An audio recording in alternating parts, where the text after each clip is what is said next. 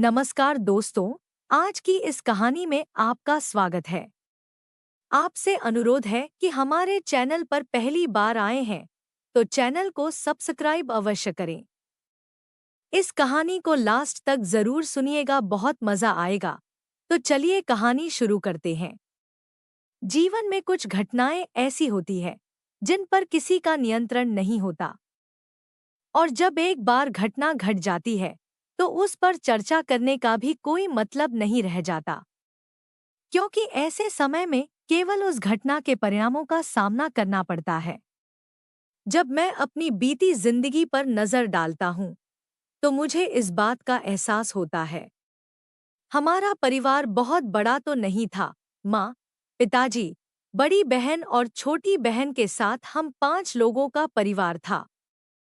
घर का माहौल सुसंस्कारी था और इसे खराब न होने देने के लिए पिताजी ने केबल टीवी भी नहीं लगवाया था। आज के समय में केबल टीवी का चलन लगभग खत्म हो गया है, लेकिन जिन्हें 20 साल पहले का अनुभव है, वे जानते होंगे कि उस समय केबल टीवी का कितना क्रेज हुआ करता था। उस वक्त दूरदर्शन ही मनोरंजन का एकमात्र साधन था, और वह भी सिर्फ रविवार के लिए। रविवार को ही फिल्मों और गानों से परिचय होता था, इसलिए मैं इस दिन का बेसब्री से इंतजार करता था। प्रकृति के नियम के अनुसार विपरीत लिंग के प्रति आकर्षण किस उम्र में जागृत होता है, ये तो किसी को नहीं पता। लेकिन मुझे याद है कि मेरे साथ ऐसा 15वीं साल में हुआ। स्कूल में अपनी उम्र की लड़कियों के प्रति मेरे मन में एक छिपा हुआ आकर्षण उत्पन्न होने लगा था। ऐसी ही स्थिति में एक दिन मुझे सुखनाम के नए खेल का पता चला। उस समय चोली के पीछे क्या है गाना बहुत चर्चित में था। गाने के शब्द मुझे समझ नहीं आते थे, लेकिन जब भी मैं वह गाना देखता, मेरे मन में एक अलग ही भावना पैदा होती थी। मेरे अंदर एक अजीब सी हलचल मचती थी। उस समय मेरी स्कूल सुबह की थी और मेरी दोनों बहनों को दोपहर की। एक दिन जब मैं स्कूल से लौटा, तो पिताजी किसी काम से गांव गए हुए थे। घर में सिर्फ मैं और माँ थे। खाना खाकर माँ किचन में बर्तन धो रही थी और मैं बेडरूम में टीवी देख रहा था। तभी टीवी पर माधुरी दीक्षित का गाना शुरू हुआ। उसे देखते देखते कब मैं पेट के बल लेट गया, मुझे खुद भी पता नहीं चला। जैसे जैसे गाना आगे बढ़ता गया, मेरी हिम्मत बढ़ती गई, और अचानक मुझे ऐसा महसूस हुआ जैसे मैंने कुछ पा लिया हो।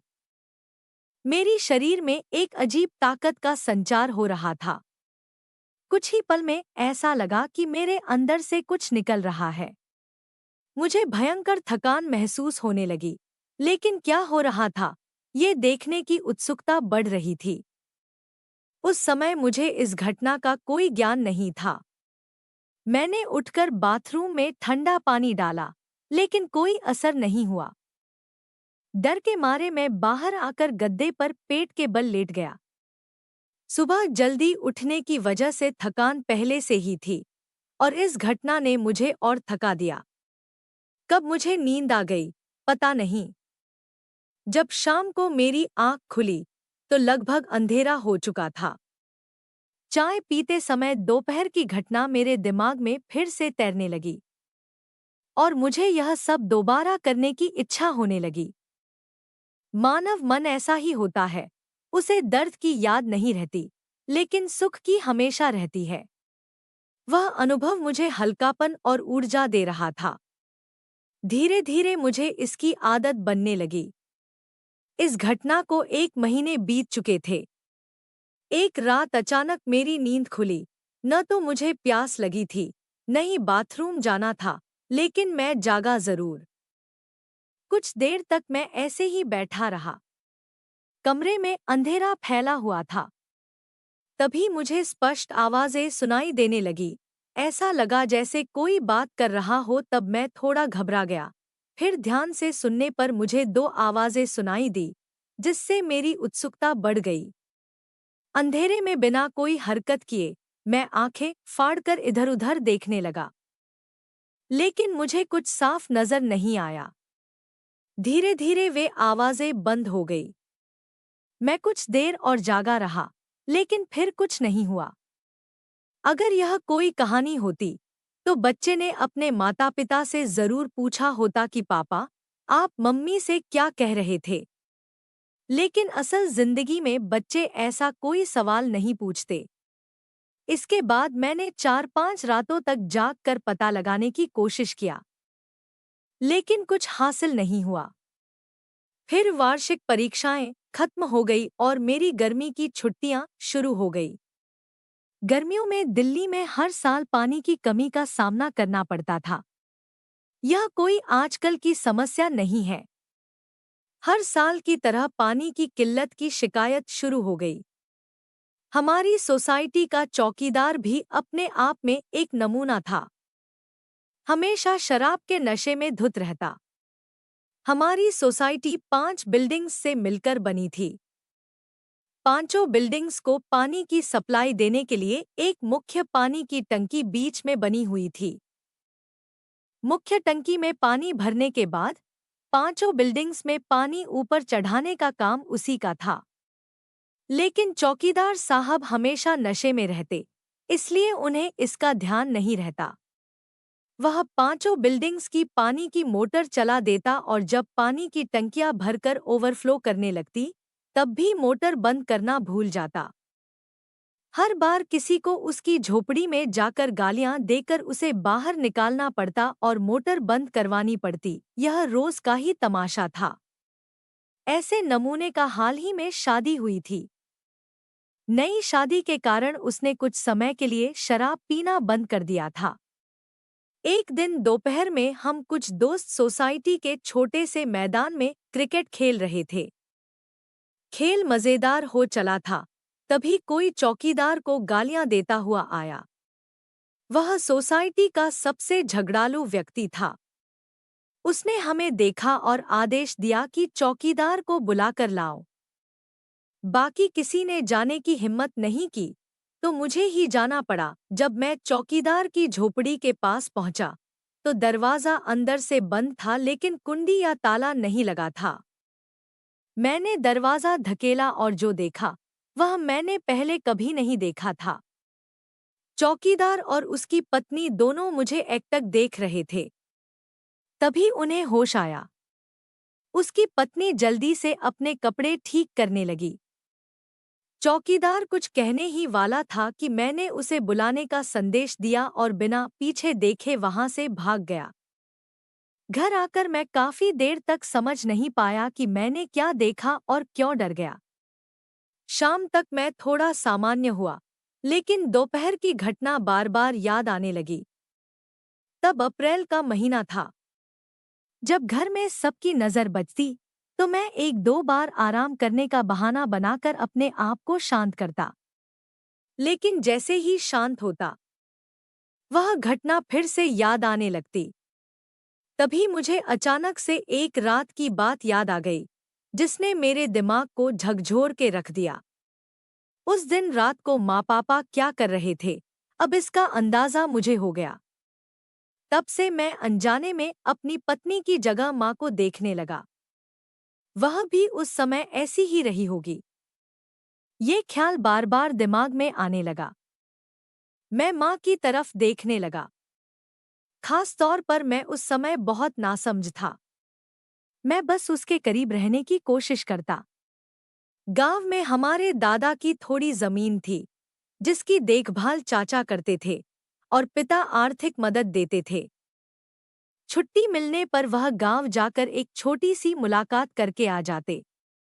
एक बार जब वह गांव गए हुए थे, तो रात को मुझे नींद नहीं आ रही थी।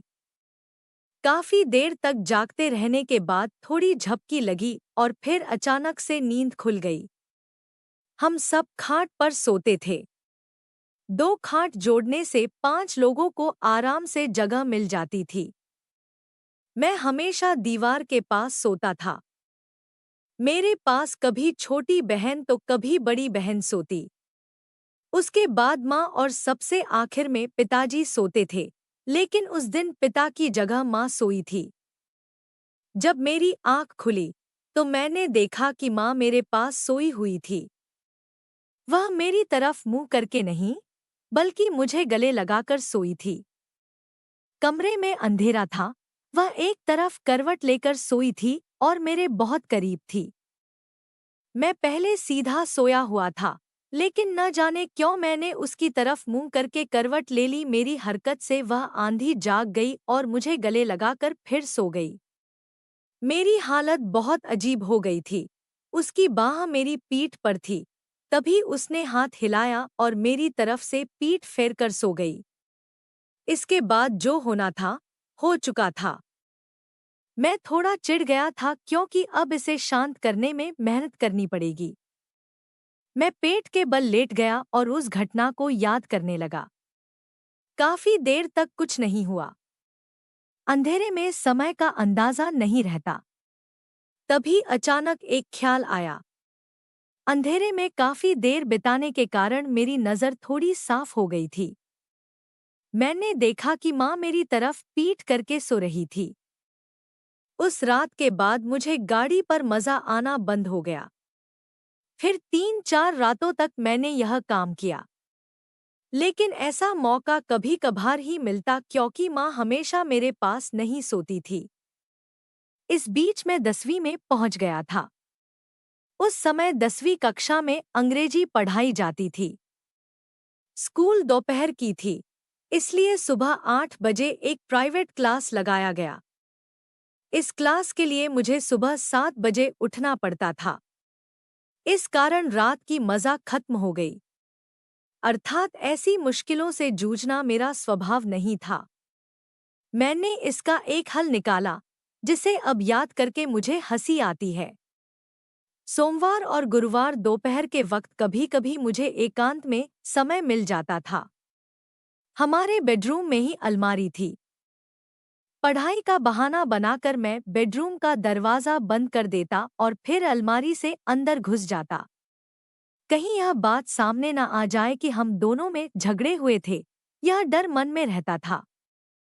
लेकिन मुझे ज्यादा चिंता करने की जरूरत नहीं पड़ी। मेरे सौभाग्य से पापा को दादी की तबीयत खराब होने के कारण गांव जाना पड़ा। अब रात को मैं माँ का इंतजार करता। पहले 2 दिन तो ऐसे ही गुजर गए।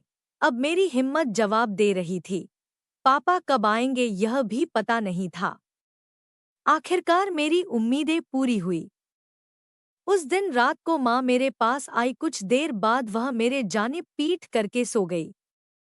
कुछ पल बाद मैंने देखा कि वह जागी नहीं है। तो मुझे एहसास हुआ कि कल रात ऐसा ही कुछ करना पड़ेगा। यह तय करके मैं सो गया। लेकिन वह कल रात कभी नहीं हुई। पापा वापस दादी को लेकर आ गए। फिर मुझे कोई मौका नहीं मिला। कुछ दिनों नहीं, बल्कि महीनों तक ये स्थिति रही। बीच में पापा ने रूम का काम कराया था। जहां बालकनी थी, वहां अब किचन बना दिया और किचन को एक और कमरे में बदल दिया। इस वजह से हमारे सोने की जगह भी बदल गई। अब माँ, पापा और छोटी बहन उसी बेडरूम में सोने लगे और मैं और दादी नए कमरे में। इस दौरान माँ से कोई बात नहीं हो पाई।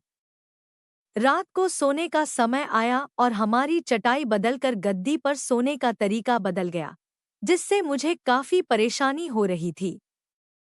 1-2 बार कोशिश किया, लेकिन कुछ नहीं हुआ। पापा द्वारा किए गए इस बदलाव ने मेरी जिंदगी को और भी मुश्किल बना दिया। ऐसे ही कई महीने गुजरे। आखिरकार एक रात मुझे फिर से मौका मिलने की उम्मीद दिखाई दी। गांव से कई मेहमान आए हुए थे। उन्हें सोने की जगह चाहिए थी, इसलिए मैं अंदर वाले बेडरूम में सोने लगा। काफी समय बाद मुझे वो जगह मिल पाई थी। अब बस माँ का आना बाकी था, लेकिन माँ नहीं आई। पूरी रात मैंने उनका इंतजार किया और आखिरकार सुबह मुझे नींद आई। 4 से 5 दिन ऐसे ही निकले और फिर मेहमान वापस चले गए। हमारा ठिकाना फिर से उसी नए कमरे में आ गया। मैं सचमुच माँ से बहुत नाराज था। एक तो बेटा तड़प रहा है और उसे कुछ फर्क नहीं पड़ता। मेरे मन में ऐसे ही विचार आ रहे थे। फिर भी मेरा रोजमर्रा का कार्यक्रम सामान्य रूप से चलता रहा। दिन भर मैं इतना शांत दिखता था कि किसी को भी शक नहीं होता कि रात को मैं अलग ही विचार कर रहा हूँ। फिर मुझे एक मौका मिला। कहना चाहिए कि मैंने खुद वो मौका हासिल किया। रविवार को छुट्टी का दिन था। उस दिन मैं अक्सर अपने बिल्डिंग के दोस्तों के साथ समय बिताता था, लेकिन उस दिन मैं खेलने नहीं गया। पूरा दिन घर में ही रहा। दोपहर के वक्त मुझे वो मौका मिल गया। खाना खाने के बाद बर्तन धोकर माँ बेडरूम में गई और सो गई। लगभग 1.5 घंटे के बाद तब दादी और दोनों बहनें दूसरी कमरे में थी। पापा बाहर गए थे और ये नहीं पता था कि कब वापस आएंगे। मैंने बड़ी ध्यान से माँ की तरफ देखा। वो अपनी पीठ मेरी तरफ करके सो रही थी। तब मैंने मन ही मन गुस्से में कहा, बस। फिर मैंने अपना उसे छोड़ दिया और कुछ देर बाद उठकर चला गया। उस दिन के बाद मुझे फिर कभी मौका नहीं मिला। तब मैं 17 साल का था। उसके बाद मुझे मौका तो नहीं मिला, लेकिन मुझे कोई अफसोस भी नहीं हुआ। अब मुझे एक नया शौक लग गया था। स्कूल की लड़कियों और शिक्षिकाओं से बात करना। दिन भर उन्हें घूरते हुए देखता और रात को सोते वक्त उनका ख्याल आता। इस दौरान माँ को लेकर मेरे विचार बिल्कुल खत्म हो चुके थे। कभी कभी उसे याद भी करता था। ऐसा करते करते 4 साल का वक्त निकल गया। इस बीच कई बदलाव आए। पुराने कमरे को बेचकर पापा ने नया घर खरीद लिए। नया घर हमारे लिए एक बड़ा महल था। 2 हॉल, 4 बेडरूम, किचन और बालकनी। राजमहल इससे बड़ा क्या हो सकता है। नए घर में 3 बाथरूम भी थे। वैसे पुरानी जगह की तुलना में नया घर मुझे बहुत ज्यादा भाया। घर की आर्थिक स्थिति भी बेहतर हो रही थी, क्योंकि नया घर खरीदने के बाद पापा ने एक कार भी ली थी। अब हमें गांव जाने के लिए एसटी और रेलवे के झंझटों से छुटकारा मिल गया था। मुझे तो एसटी का सफर पसंद नहीं था और रेलवे का माहौल भी मुझे बहुत बुरा लगता था। तो नए कार में गाड़ी लेकर गांव जाने का जो आनंद था, वह कुछ और ही था। हमारे गांव का जिक्र हमेशा इसी तरह होता है। मिथिला के पास का एक छोटा सा गांव। पहली बार कार से सफर करने का मौका मिला था, इसलिए मैं और मेरे परिवार के सभी लोग काफी उत्साहित थे। लेकिन सफर लंबा हो तो चाहे तरीका कोई भी हो, थकावट और ऊब जरूर होती है। सुबह जल्दी निकलने का प्लान था, लेकिन हम 12 बजे रवाना हुए। रामपुर पहुंचते पहुंचते शाम के 6 बज गए। बाकी सभी को नींद आ गई थी, सिर्फ पापा को छोड़कर, क्योंकि गाड़ी वही चला रहे थे। आगे का रास्ता लगभग 2 घंटे का था। बारिश का मौसम था, तो बीच बीच में हल्की बारिश हो रही थी। शाम का समय होने के बावजूद आसमान में बादल घिरे थे और अंधेरा होने लगा था। सड़क गीली थी, इसलिए पापा ने गाड़ी की रफ्तार 60 के बीच रखी। करीब 1.5 घंटा और सफर तय करने के बाद हम एक होटल जैसे दिखने वाले ढाबे पर रुके। वहां चाय पीकर हमने खुद को तरोताजा किया। फिर लगभग 7:30 बजे हमने दोबारा सफर शुरू किया। चारों ओर अंधेरा ही अंधेरा था। सफर शुरू हुए आधा घंटा हुआ होगा कि पापा ने गाड़ी सड़क के किनारे रोक दी। गाड़ी रुकते ही सभी लोग सड़क किनारे अपनी जरूरतें पूरी करने लगे। मैं भी गाड़ी से उतरा और इधर-उधर घूमकर अपने पैर सीधे करने लगा। घूमते घूमते मैं गाड़ी से काफी आगे निकल गया। तभी लगा कि अब वापस लौटना चाहिए। जब मैंने गाड़ी की ओर कदम बढ़ाया, तो देखा कि गाड़ी से कुछ ही कदम दूर माँ बैठी थी। वह उठने की कोशिश कर रही थी और उनकी पीठ मेरी तरफ थी। उस पल अचानक कई पुरानी बातें मेरे दिमाग में घूम गई। मैं जल्दी जल्दी गाड़ी के पास आया और अंदर बैठ गया। सफर फिर शुरू हो गया, लेकिन मेरा दिमाग उस दृश्य में उलझा रहा। मेरी माँ का कद करीब 5 फीट 5 इंच और काया थोड़ा मोटा था।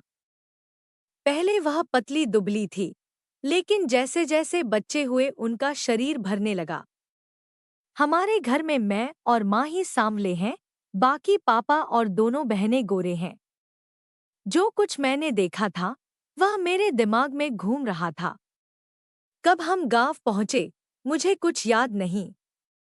घर के पास गाड़ी रुकते ही मैं भागकर अंदर गया और कमरे में जाकर दरवाजा बंद कर लिया। बाद में बाहर आकर बातें हुई, खाना खाया गया। रात को सोने का वक्त हुआ तो बाहर गप्पों का सिलसिला चालू था। मैं नींद से बेहाल होकर कमरे में आकर लेट गया। तभी दरवाजा बंद होने की आवाज आई। मैंने देखा कि माँ अंदर आई थी। मैं आधे खुले हुए आंखों से उन्हें देख रहा था। उन्होंने दरवाजा बंद किया और शुरू हो गई। शायद उन्हें लगा कि मैं सो रहा हूँ। मैं अपनी चादर ठीक करते हुए थोड़ा हिला तो माँ ने पूछा, अभी जागा है क्या? तब मैं उठकर बैठ गया। वह मेरी ओर मुंह करके खड़ी थी।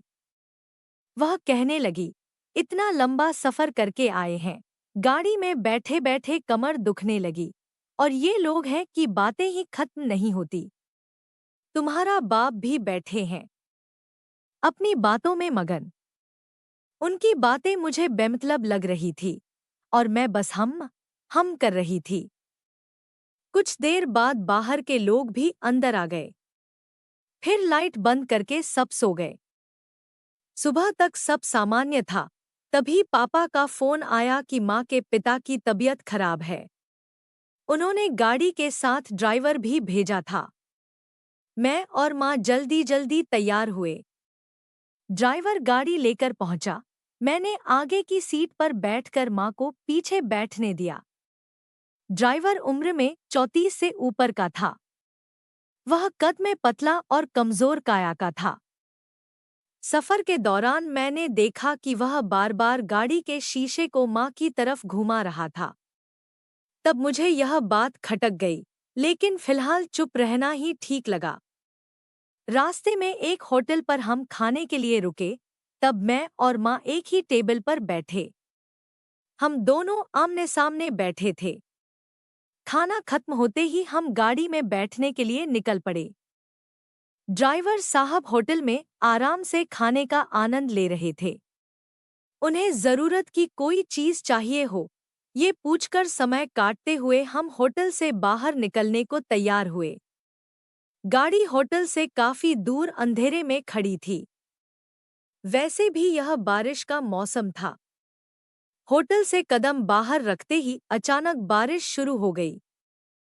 होटल के बाहर बेवजह घूमने वाले लोग बारिश से बचने के लिए होटल के दरवाजे पर आकर खड़े हो गए। होटल का प्रवेश द्वार ही कितना बड़ा होगा, और उस पर 3 लग्जरी बसों के यात्री भीड़ में शामिल हो गए। बाहर खड़ी बसों के यात्री, जिन्हें डर था कि बस छूट ना जाए, बिना बारिश की परवाह किए भागे जा रहे थे। नतीजा, होटल के गेट पर भारी भीड़ जमा हो गई। कोई बाहर निकलने की कोशिश कर रहा था तो कोई वहीं खड़े होने की। इस भीड़ को देखकर माँ मेरे पास आकर खड़ी हो गई। मैं दरवाजे की एक कोने में खड़ा था, जिससे मुझे थोड़ी राहत मिली, लेकिन वह राहत भी ज्यादा देर नहीं टिकी। पीछे से लोग मुझे भी धक्का देने लगे। माँ के सामने कुछ लोग खड़े थे, और अगर मैं माँ को धक्का देता तो वह सीधे उन पर गिर जाती। वैसे भी मेरे और माँ के बीच कुछ ही कदमों का फासला बचा था। फिर अचानक पीछे से आए जोरदार धक्कों ने वह भी खत्म कर दिया। आज तक जो मुझे कभी महसूस नहीं हुआ था, वह अचानक से मेरे साथ हो गया। मुझे नहीं पता कि माँ को इसका एहसास था या नहीं। कुछ पलों में भीड़ छंट गई और बारिश भी कम हो गई। माँ ने कहा, यहाँ रुकने का कोई मतलब नहीं है, चलो गाड़ी तक चलते हैं। मैंने सिर हिला दिया और हम गाड़ी की ओर बढ़ गए। मैं माँ के पीछे पीछे चल रहा था। कब गाड़ी तक पहुंच गए, पता ही नहीं चला। गाड़ी में बैठते ही ड्राइवर भी आ गया और हमारा सफर आगे बढ़ गया। आगे का सफर थोड़ा उबाऊ था। न जाने क्यों मेरे मन में यह ख्याल आने लगा कि अगर ड्राइवर हमारे साथ न होता तो क्या होता। लेकिन फिर मैंने इस ख्याल को झटक दिया, क्योंकि गाड़ी चलाने का काम तो उसी के हाथ में था। कुछ समय बाद हम लक्ष्मीपुर पहुंचे। तब शहर के बस स्टेशन के पास ड्राइवर ने गाड़ी रोक दिया। क्या हुआ? मैंने ड्राइवर से पूछा। कुछ नहीं, मैंने सिर्फ लक्ष्मीपुर तक आने का सोचा था। मैं अब यहीं उतर रहा हूँ, आगे का आप देख लीजिए। इतना कहकर ड्राइवर गाड़ी से उतर गया और तेजी से चलता हुआ गायब हो गया। मैं वहीं गाड़ी में बैठा सोच रहा था कि अब क्या किया जाए। तभी दरवाजा खुलने की आवाज आई। मैंने पीछे मुड़कर देखा तो माँ गाड़ी से बाहर निकलकर मेरे पास आकर खड़ी हो गई। मैंने दरवाजा खोला और नीचे उतरा। अब क्या करें? माँ ने पूछा। तब उनके चेहरे और आवाज में डर साफ दिख रहा था। रात के 1 बज चुके थे। ऐसे समय पर हम दोनों अकेले थे। मैंने माँ को देखा और कहा, डरने की जरूरत नहीं है, मैं हूं ना। मैंने कहा, मैं गाड़ी चलाता हूं, और गाड़ी के पास जाकर ड्राइविंग सीट पर बैठ गया। दरवाजा खोलकर अंदर बैठा तो देखा कि माँ भी गाड़ी में बैठ चुकी थी।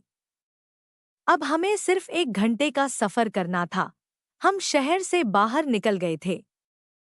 सड़क खराब होने के कारण मुझे गाड़ी धीरे धीरे चलानी पड़ रही थी। रास्ते पर अब कोई वाहन नहीं था। बारिश के मौसम के कारण चांदनी भी नहीं थी।